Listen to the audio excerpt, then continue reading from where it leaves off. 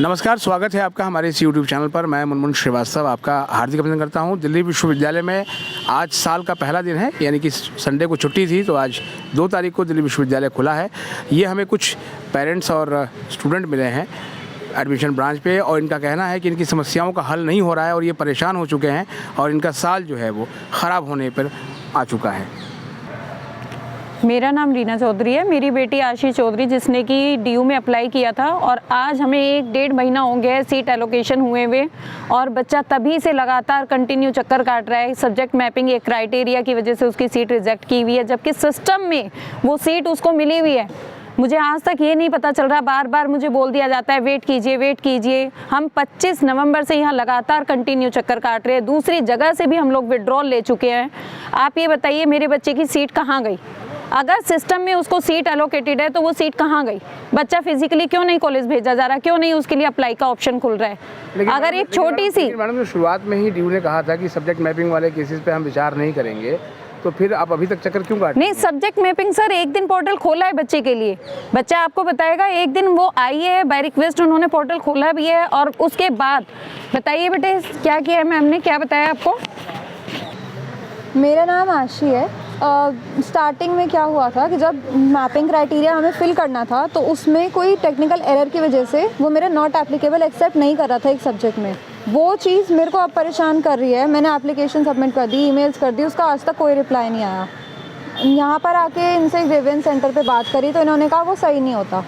Spot round में admission के लिए मेरे को एक कॉलेज मिला, वो रिजेक्ट हो गया। तब इनसे बात करी तो उन्होंने कहा कि आपका तो सही हो गया है आपको, लेकिन मेरिट आपकी कम हो गई है। अब इन्होंने दूसरा रीज़न दे दिया। नहीं, मतलब पहले आपको बताया गया कि वो मैपिंग की वजह से नहीं आ रहा था। हाँ, सेकंड टाइम आपको कहा जा रहा है कि आपका मेरिट में ही नहीं आ रहा होगा, स्कोर मेरिट कम में है। नहीं आ रहा, स्कोर कम कर दिया। कौन सा कोर्स है आपका? इंग्लिश ऑनर्स है और मेरे को माता सुंदरी अलॉट हुआ था, और इनको इतना रिस्क। अभी भी सेम स्टेटस है, सेम स्टेटस अभी भी सेम स्टेटस जो हो रहा है। अगर सेकंड राउंड में उसका कहीं भी नहीं आया तो वहाँ पे नॉट कैंसिल्ड सीट लिखा आना चाहिए था, कुछ भी स्टेटस चेंज होना चाहिए था। अगर बच्चे का मार्क्स कम हुआ है, एलिजिबल नहीं है बच्चा, ये लिखा आना चाहिए था। स्टेटस सेम कैसे आ रहा है? क्योंकि इस राउंड के लिए एक जो है वो क्राइटेरिया था कि जिसका कभी कहीं पे एडमिशन हुआ हो या कहीं विड्रॉल लिया हो तो वो पार्टिसिपेट नहीं कर सकते। हाँ, तो आपको मतलब पोर्टल खोला गया था आपके सामने? पोर्टल खोला था जब स्पेशल स्पॉट राउंड 1 निकला था, तब स्पेशली यहाँ पर कुछ देर के लिए पोर्टल खोला गया था। बच्चों ने अप्लाई भी किया था, लेकिन मेरे साथ ये हुआ है कि सेम वही जो स्क्रीन आ रही थी, जो कॉलेज मुझे मिल गया है, अलॉट हो गया, मेरे को सेम वही अभी भी दिखा रहा है। उसके अंदर कोई चेंज नहीं आया। तो मतलब आपके हिसाब से आपका सब्जेक्ट मैपिंग का इशू नहीं था, वो कुछ टेक्निकल एरर था? वो टेक्निकल एरर बार बार सही कर दिया सर, बार बार यही कहा गया आपको सीट एलोकेटेड है, आपको सीट एलोकेटेड है। सीट एलोकेटेड है तो बच्चा फिजिकली तो कॉलेज जाना चाहिए ना। आप अप्लाई का तो ऑप्शन खोलिए, सीट एलोकेटेड है। इतना इशू नहीं है कि आप उसे चेंज करके, अगर बच्चा क्वालिफाई कर गया, यहाँ तक पहुँच गया है, तो आप उसके लिए ये रिक्वेस्ट डाल सकते थे, कॉलेज में डाल सकते थे, कुछ भी what ever you can do आप कर सकते थे। बच्चे का पूरा साल तो नहीं खराब होगा सर। हम हर जगह से विड्रॉल ले चुके हैं। बच्चा आज 1 साल के लिए मुझे घर बिठाना पड़ रहा है। मेन चीज़ ये है कि जैसे उन्होंने एलिजिबिलिटी रखी थी कोर्स के लिए, वो मेरी फुलफिल हो रही है।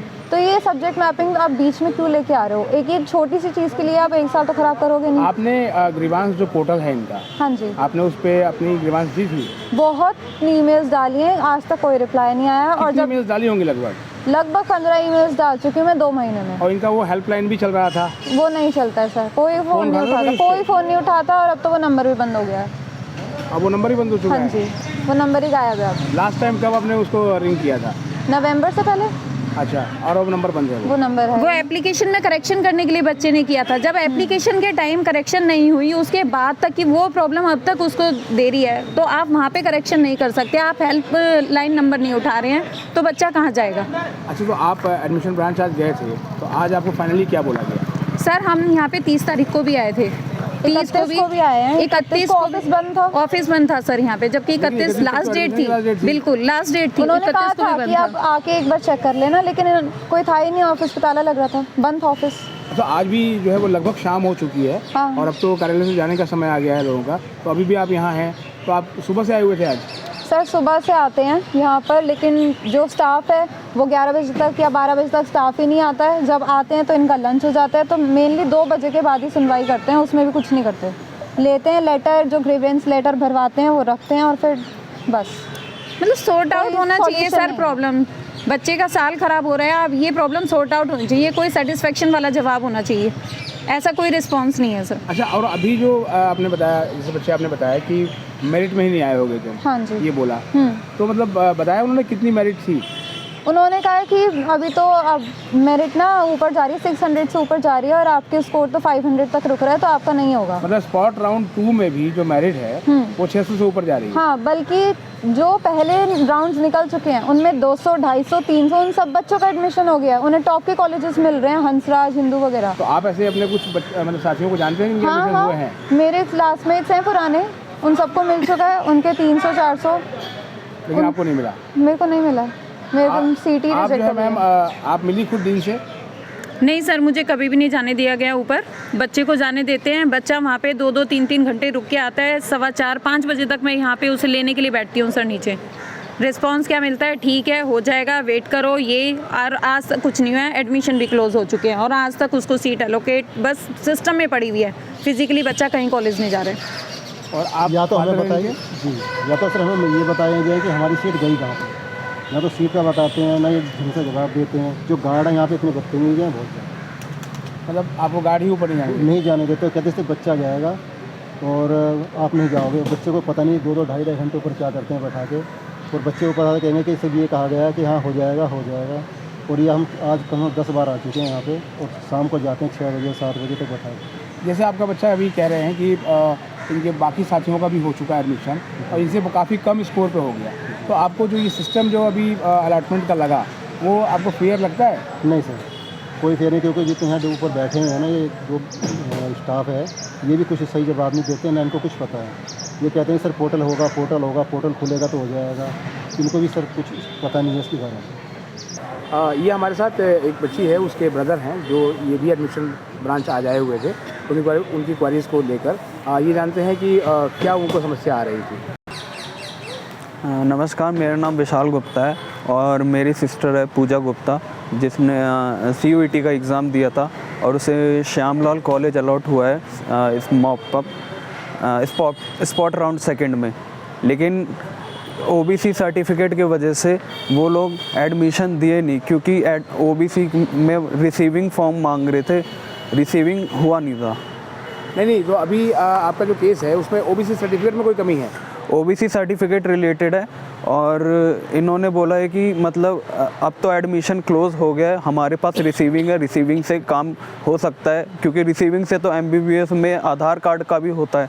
लेकिन ये मना कर रहे हैं क्योंकि रिसीविंग इन्हें चाहिए नहीं, सीधा OBC सर्टिफिकेट चाहिए।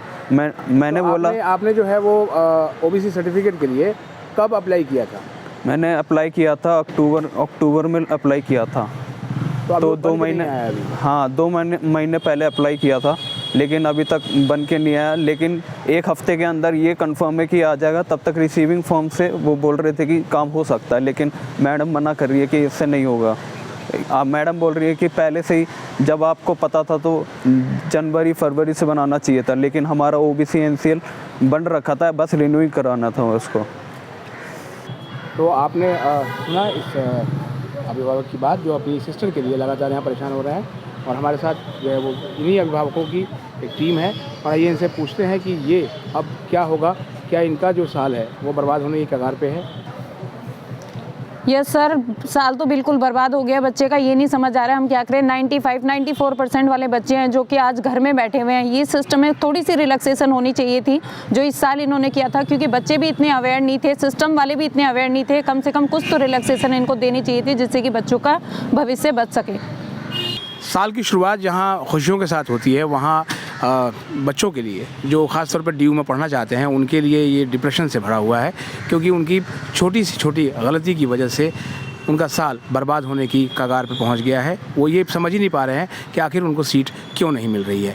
अगर आप हमारे चैनल पर नए हैं तो चैनल को सब्सक्राइब कर लें और इसे अपने दोस्तों के बीच शेयर करें। मिलते हैं एक और एपिसोड के साथ, तब तक के लिए नमस्कार।